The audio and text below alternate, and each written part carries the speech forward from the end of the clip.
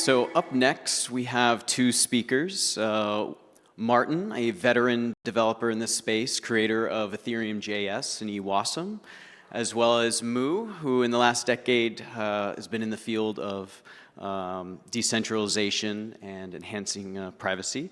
So welcome to the stage, both of you, and thank you. Give a round of applause. Hello, everyone. I'm Martin and Mu. We're going to talk about building an open commerce protocol as a public infrastructure. So yeah, we're hopefully going to explain why we want to protocolize commerce and why that's going to be good for everyone. So I think I've been in crypto for quite a while, and DeFi has been a lot of fun over the last few years. It has given liberating access to financial concepts, ideas, and markets that people never had before. And this is great, I think, but I think crypto can really be used in more than just this. Like, it needs, I think it can break out into the real world. So to complement financialization that we see in DeFi, we are proposing to build open infrastructure for crypto-native commerce of physical items. So a decentralized marketplace for physical goods. So not only can you swap tokens for Doge tokens, you can also buy your Doge pizza. That is our goal. So in this talk, we're going to describe like why we're doing this, like how it's going to be done, the architectural comparisons of what has existed before, and some privacy aspects to this. Oops. Okay, so first, why are we doing this? Many of you have probably heard the rallying cry, protocols, not platforms, so we'll go over that. We think that the advent of blockchains allows us to tackle some of the old and persistent issues with decentralized protocols that you've probably heard about. Blockchains also introduce a whole host of new features that help us to tackle some of the challenges of existing commerce, and of course crypto as currency, which I'm sure I don't need to explain. So protocols, not platforms, what do we actually mean by that? So the difference between a protocol and a platform is that the protocol is a set of specifications that anybody can implement. So it's permissionless and it's locked open. It can't be closed further down the line. In our case, what this means is that we want to create a shared data layer. And this helps to challenge the current kind of platformization of commerce, which is where we have these silos of data that allow, because of the lock-in that they allow, they create a situation where these platforms can exploit the users that are registered on them, so they can price gouge, and they create very high barriers to competition. So by creating this shared data layer, we're actually lowering those barriers to competition, allowing more applications to be built on top, and encouraging like a more thriving kind of ecosystem. What this shared data layer also allows us to do is that the data is no longer owned by the platforms, but it's owned by the user. So the user can then make the decision themselves whether their data is consumed by a certain application or not. One of the exciting challenges about this, actually, is the privacy versus discovery challenge. So at the moment, when you have all this siloed data and the platform owns all of your data, they can serve you recommendations. So they can run recommendations over it, recommendation engines over it, sorry, and they can serve you things that you maybe want but don't realize you want. And so once you apply privacy to that, that becomes much harder. And we find it quite an interesting challenge, and we have a few ideas about how to implement kind of self-selected revelation. So you can choose what data you want to reveal and you want to be recommended things based upon, and what data you would rather keep private. Why add a blockchain to this? So some of what we're trying to implement can be implemented without a blockchain. Decentralized protocols long preceded blockchains. But some of you may have heard Moxie Marlinspike's talk from several years ago called The Ecosystem is Moving, about how difficult it is to govern and run a decentralized protocol when you can't, when you lack coordination mechanisms and you also lack monetization mechanisms. So I've spent the past 10 years working in off-chain decentralized privacy-enhancing technologies. I've spent a huge amount of that time writing grant applications, and it has been a challenge to keep these systems maintained and keep them being continuously developed. And blockchains allow us to address both of these challenges. They're an excellent coordination mechanism, and they allow for everybody who participates in the ecosystem to be rewarded for that participation. Blockchains also allow us to introduce a whole host of new features. What we know about existing commerce platforms is that they lack provenance. So provenance was one of the first ideas to be raised or to attempt to be applied in the blockchain space. But back then, the technology wasn't mature enough, and now it is. We have projects like Circularize that are coming up that document kind of supply chain verification, and that's quite exciting for purchasers. We've also got reputation and verifiable reviews. So what we know is that with a lot of existing commerce platforms, verifiable reviews are extremely challenging. Merchants can completely game the system, and we can no longer trust what we see. Blockchains make that verification a lot easier to ensure. Blockchains also allow creators to implement a whole host of new community building, community reward, like loyalty reward mechanisms, and they allow for fractional ownership and collateralization. All right, so I'm going to give a bit of a technical overview of the system. I'm going to start with defining what this protocol, like the boundaries of the protocol, like what it's actually doing or taking care of. I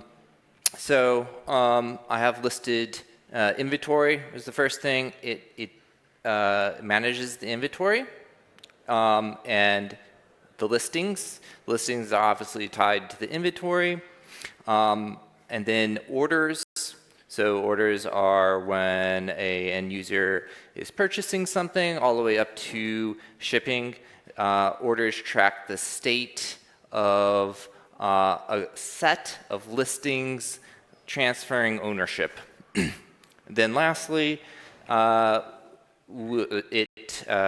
we look at payments and checkout flow. Those are like the 4 domains that we're concerned with. And here's our design goals. The system should be delegatable, and I mean something very specific here.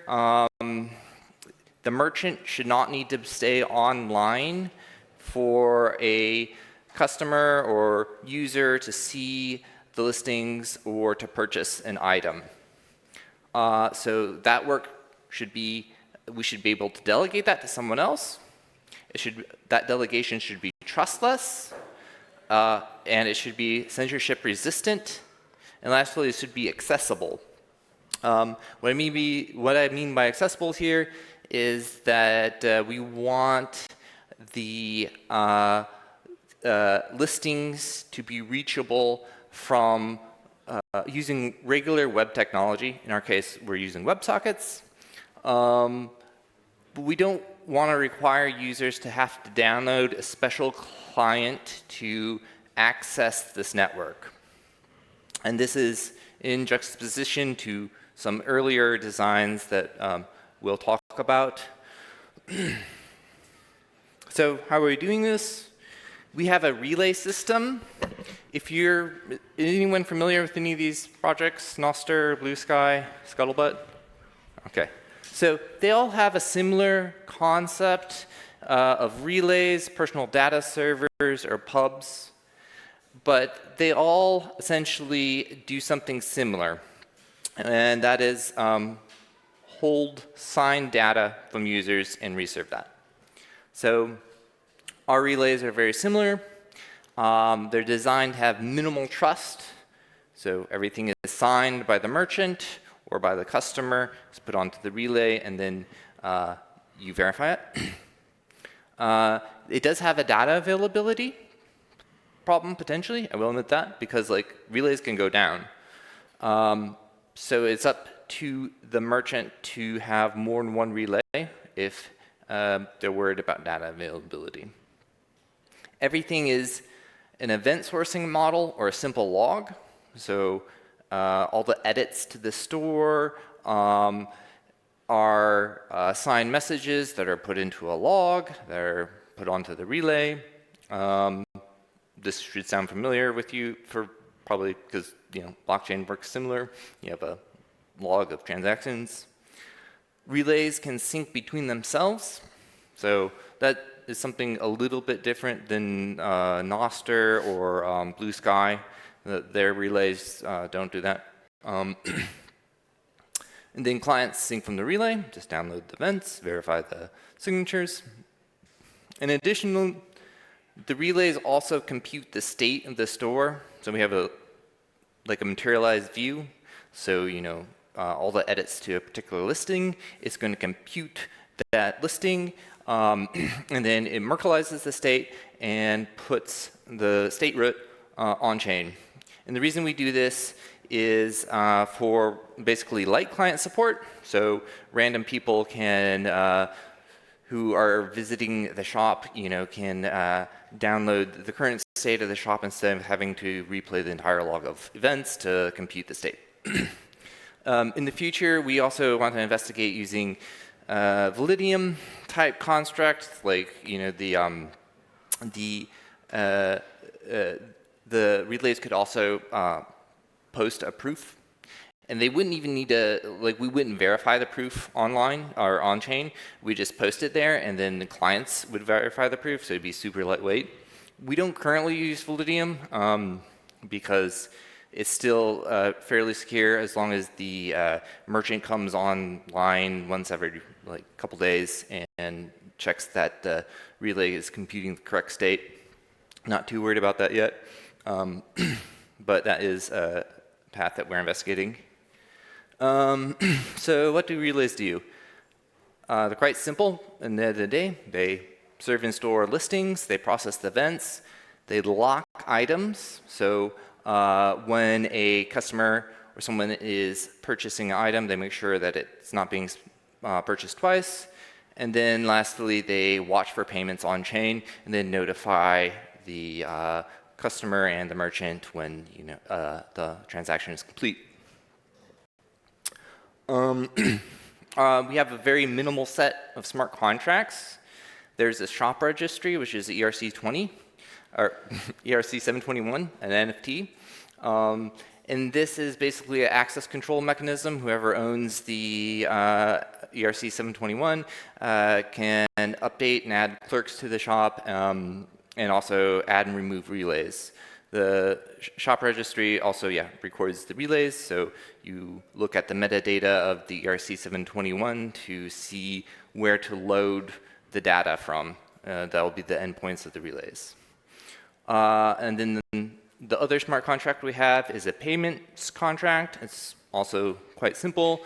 It just does some simple validation of the payment, and we also have, it calls some hooks in case you want to do other on-chain actions after a purchase has been completed, such as issue an NFT or I don't know what, but lots of different possibilities.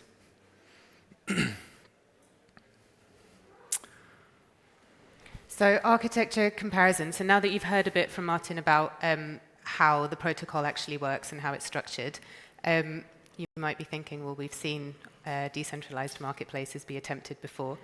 We have done, but that was a while ago. So the OG of decentralized marketplaces is OpenBazaar. 2016, they started. The technology was in a very different place back then. So their architecture was to have a node on every device. And this had two main problems. One was that merchants had to always be online if they wanted their shop to be available for customers to browse or to purchase from. and there was no web interface. So you had to download an application onto your phone, whether you were a merchant or a customer, in order to access the marketplace. We're at a place right now where we're able to do something very different to this. So in the past year or so that we've been working on this architecture, designing it, Martin has spent about a year doing that. We've seen a couple of other on-chain marketplaces pop up in the Ethereum ecosystem. So I think this shows two things. I think it shows the technology has matured, usability is there now, and it shows that there's a massive appetite for this. We're ready, and the time has come. So mass market, we see ourselves as complementary to these other projects. So we see ourselves as being able to offer a service that they can take advantage of. And what is this service? So this service has two goals, privacy and scalability. So we don't put everything on chain. We're creating an L2-like protocol of a network of relays that allows minimal amounts of data to be stored on chain. So that's payments and proofs, so that you can always verify what's going on on the relays and that the relays are behaving themselves. So if you were to store everything on chain, there's a big challenge of privacy, as I'm sure a lot of you are aware. It's pseudonymous, it's not anonymous. And when you're talking about scalability, commerce is a hugely interactive ecosystem. So every time you increment inventory, decrement inventory, edit a product, add a new photo, create a shop, add a new clerk. Everything that you do, if you have all of this data on chain, that's going to incur gas fees and transaction costs. And you might deploy it on an L2, but then you're still, over time, accumulating huge fees. And so by creating this L2-like design, we're massively reducing fees. So what we're hoping is that we can offer this service to these marketplaces that are popping up and help them to be private and scale. So that's two. So that's the Open Bazaar and the other new ones on Ethereum. There's a third protocol that we stumbled across quite recently that we got a bit excited about, actually. It's called ONDC and the Beche protocol. So it stands for Open Network for Digital Commerce. This is what it says on its website. Regulating e-commerce monopolies and duopolies is one of the biggest challenges facing policymakers. The winner-take-all nature of e-commerce platforms has provoked regulatory responses. Breaking up one platform might solve violations, but it will not fix a system that spawns them because of the technological factors and economic incentives that exist today. The basic plumbing of technology needs to be fixed. So this is actually a project of the Indian government, who seem to have observed the same problems with commerce as it exists today as we have, but they're coming at it from a slightly different angle.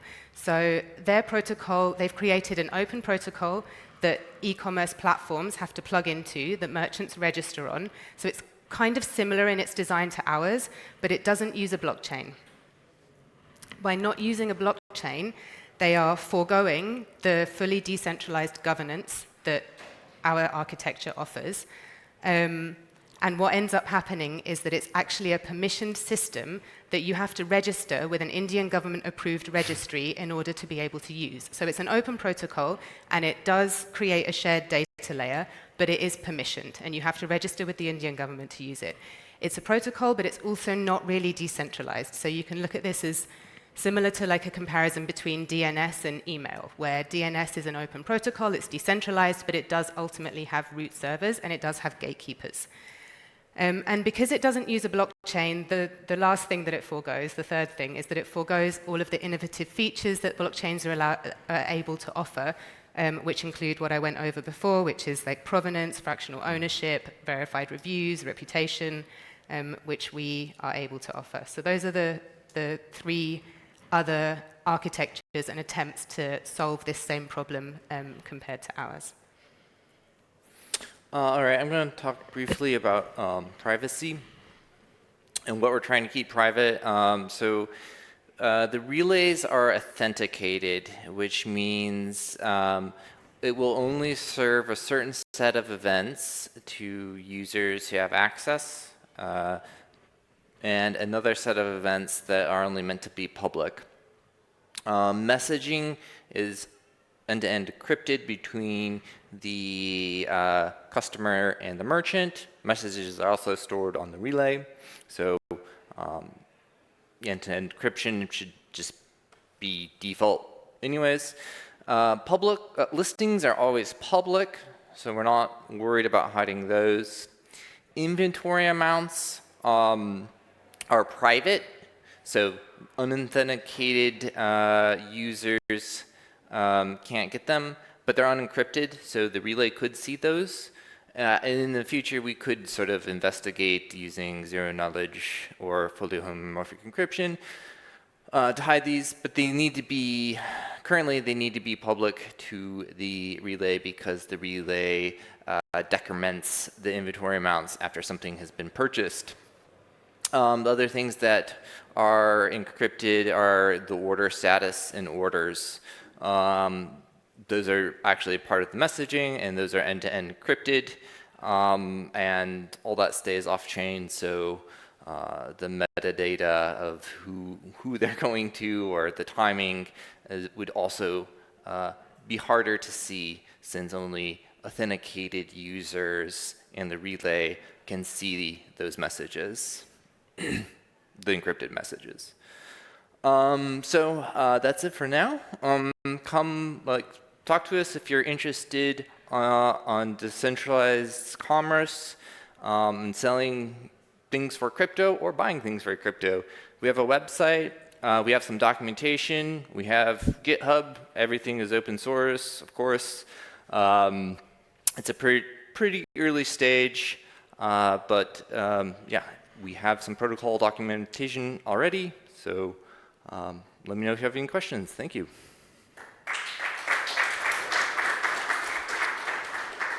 So we do have time for one question from the audience.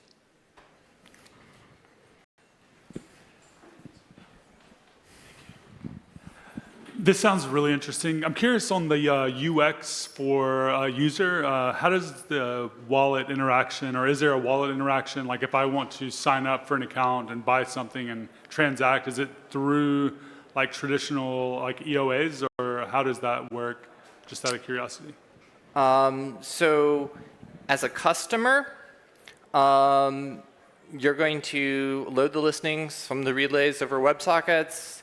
They're going to have a price. They're going to have a payment endpoint, which is an address. And then, yeah, you just use whatever wallet you want to send a payment to that address. And then the relay watches that address for payment. So pretty simple. One more, and then that's it. Really nice talk, thanks a lot.